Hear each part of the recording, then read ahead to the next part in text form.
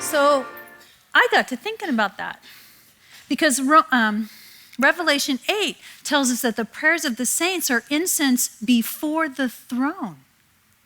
So I thought, if Steve had a vision and he really heard right, which I believed he did, is God saying you can't bring fear and selfish ambition into the throne room where our prayers are active and living? Oh my gosh, she just said God didn't hear your prayers. I didn't say that. No, God can hear your prayers anywhere. But which prayers are actively before the throne?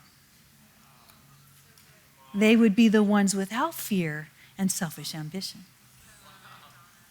How many of you are parents? I'm going to guarantee you, most of your prayers for your kids were from the seat of fear. God, please help them not to be stupid. God, help me not to kill this one.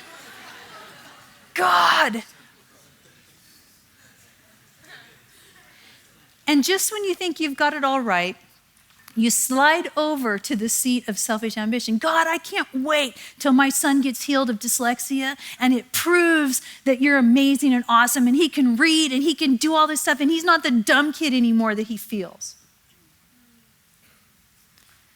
God, I thank you that before my son was born, you knew he would have the cord around his neck.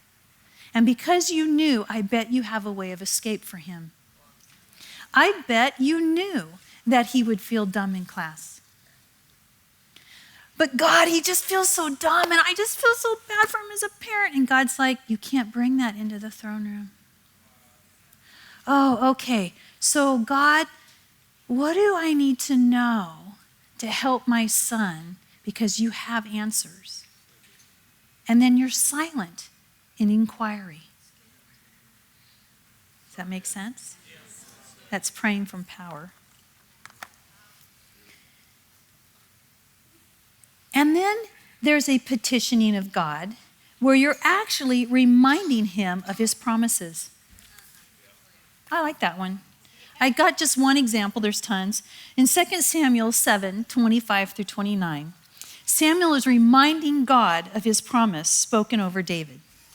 And he says in verse 28, now, O Lord God, you are God, and your words are true, and you have promised this good thing to your servant. So now, therefore, may it please you to bless the house of your servant, that it may continue forever before you, as you, O God, have spoken.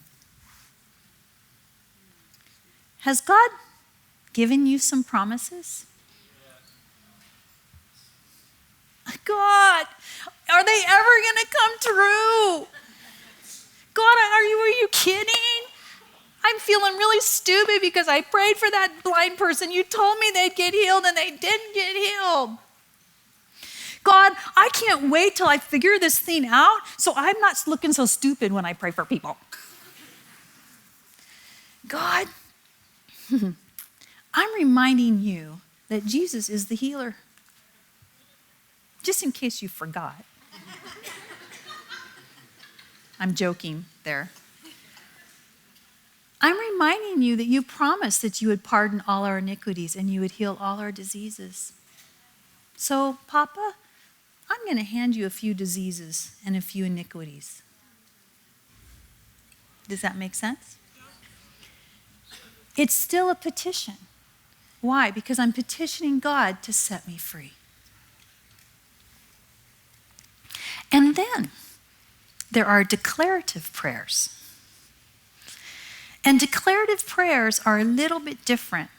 A declarative prayer is actually not asking God, but more declaring. It's speaking out what God has said and repeating it as prophetic.